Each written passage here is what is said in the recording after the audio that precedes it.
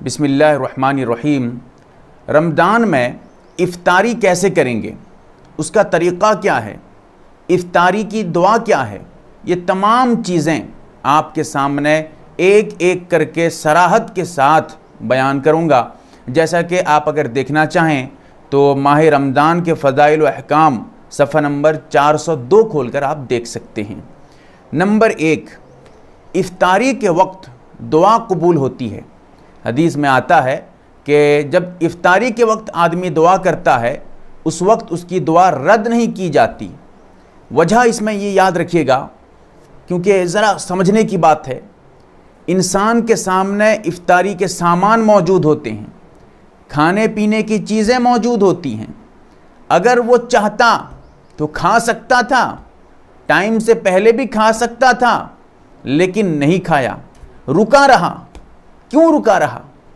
किसी बादशाह के खौफ से, किसी बड़े के खौफ से, किसी जानवर के खौफ से, किसके खौफ से वो खाना नहीं खा रहा है, रुका हुआ है, इंतज़ार कर रहा है वक्त का? सिर्फ और सिर्फ अल्लाह के खौफ से।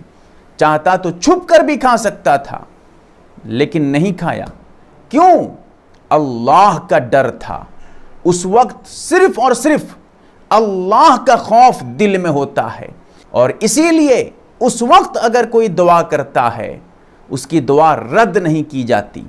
अब आपको इख्तियार है कि आप हाथ उठाकर दुआ करें, जिस तरह चाहेंगे, जो आप मांगना चाहते हैं अल्लाह से उस तरह आप मांग सकते हैं। हाथ उठाकर दुआ करना ज़रूरी नहीं है, बग़ैर हाथ उठाए भी आप उस वक्त दुआ कर सकते हैं। इफ्तारी से पहले इफ्तारी की कुछ दुआएं भी हदीस में आई हैं। मैं एक दुआ उसमें से बता देता हूं, क्योंकि बहुत सारी दुआएं हैं। अगर तमाम का जिक्र करूंगा आप फिर उलझ जाएंगे कि किस दुआ को हम पढ़ेंगे, आपने बताया नहीं। तमाम बहुत सारी दुआएं हैं, कैलेंडर वगैरह में दुआएं निकलती रहती हैं। अगर मैंने कुछ बताया है उसके अलावा किसी कैलेंडर में है, आप उसको गलत मत समझिए, क्योंकि एक वो भी हो सकता है किसी रिवायत में हो। तो इसीलिए यहाँ पर मैं एक दुआ आपके सामने जिक्र करता हूँ। अल्लाहुम्मा लका सुमतु व अला रिज़्क़िका अफ़्तरतु। ये दुआ है, मुख्तसर दुआ। अगर आपको याद नहीं है तो आप लिख लीजिए, लिख कर देख कर पढ़ लीजिए। कुछ दिन अगर आप इसको पढ़ लेंगे तो फिर दुआ याद हो जाएगी आपको, और याद हो जाए तो ज़बानी पढ़िए। अब रही ये बात कि ये दुआ जो पढ़ेंगे इफ़्तारी करने से पहले पढ़ेंगे या इफ़्तारी करने के बाद पढ़ेंगे, क्या मसला है? सही बात यह है कि दोनों तरह जायज़ है। आपको इख्तियार है, अगर आप पहले पढ़ेंगे तब भी कोई हरज नहीं, अगर बाद में पढ़ेंगे तब भी कोई हरज नहीं। हाँ, गलती वो कर जाते हैं जो पहले पढ़ने को ज़रूरी समझते हैं, बाद में पढ़ने को गलत समझते हैं। जो पहले पढ़ने को गलत समझते हैं, बाद में पढ़ने को ज़रूरी समझते हैं। क्योंकि जिस चीज़ में तुम मुख्तार हो, किसी एक को ज़रूरी मत समझो, आपको जैसे मुनासिब हो। लेकिन किताबों में बेहतर तरीका क्या लिखा है, किताबुन नवाजिल में देखिएगा।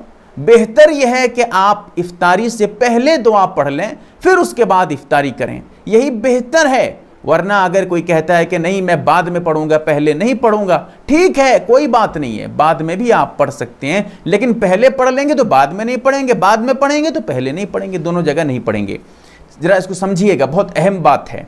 इफ्तारी कैसे करेंगे? इफ्तारी का जो सबसे मशहूर तरीक़ा और सही तरीक़ा है वो यही है कि आप खजूर से इफ्तारी करें।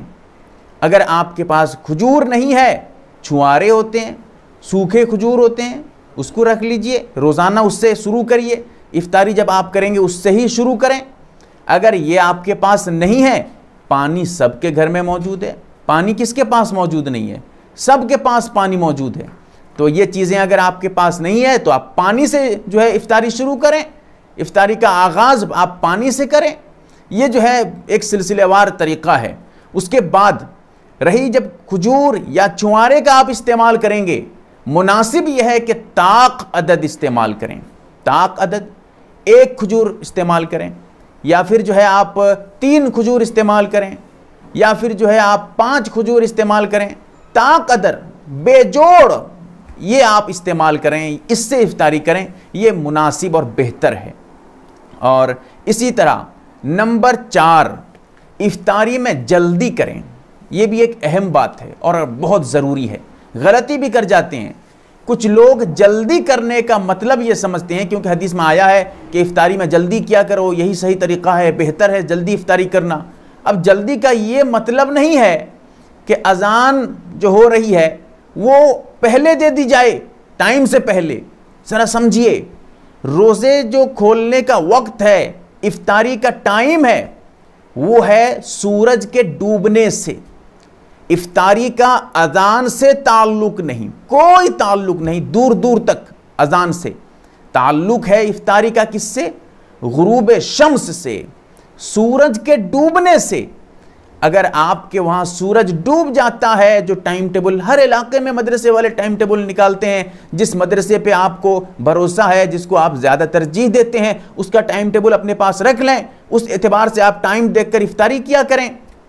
अब क्या होता है, टाइम अभी हुआ नहीं है, सूरज डूबने में 5 मिनट 10 मिनट बाकी है।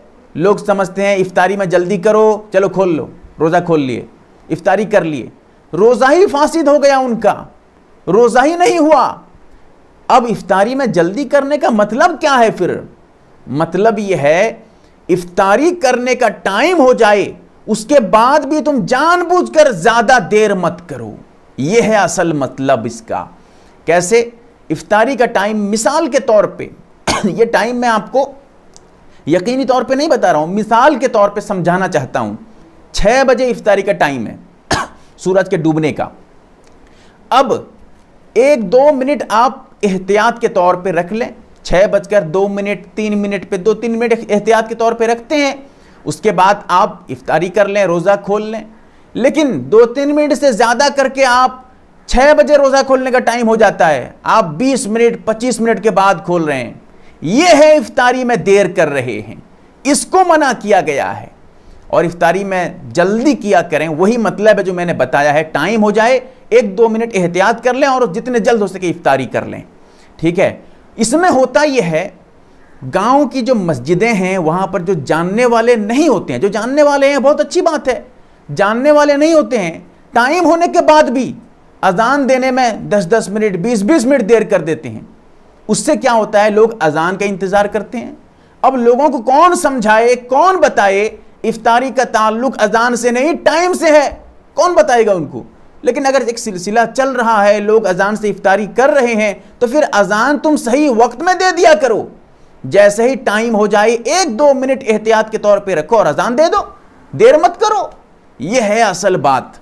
तो मैंने इफ्तारी के बारे में वजाहत के साथ आपके सामने चंद बातें पेश की हैं, और अल्लाह से दुआ करें कि अल्लाह ताला हमें अमल की तौफीक अता फरमाए। बात अगर समझ में आ जाए तो ज़रूर इत्तला करें, कमेंट्स वगैरह में बताएं, और अगर नहीं समझ पाएँ तो उलमा से रब्ता करें, उलमा से पूछें। अल्लाह ताला हम तमाम को सही समझ अता फरमाए। आमीन या रब्बल आलमीन। MARB दीनी मालूमात चैनल को सब्सक्राइब करें और घंटी वाले निशान को जरूर दबाएं, ताकि हमारी हर नई वीडियो आप तक पहुंचती रहे। वीडियो को लाइक और शेयर जरूर करें, और हमारी हर वीडियो आप अपने चैनल में डाल सकते हैं। मीज हमारे साथ व्हाट्सएप पर जुड़ने के लिए आप अपना नाम और मुकम्मल एड्रेस के साथ ऐड लिखकर मेरे व्हाट्सएप नंबर 8908939343 को मैसेज करें।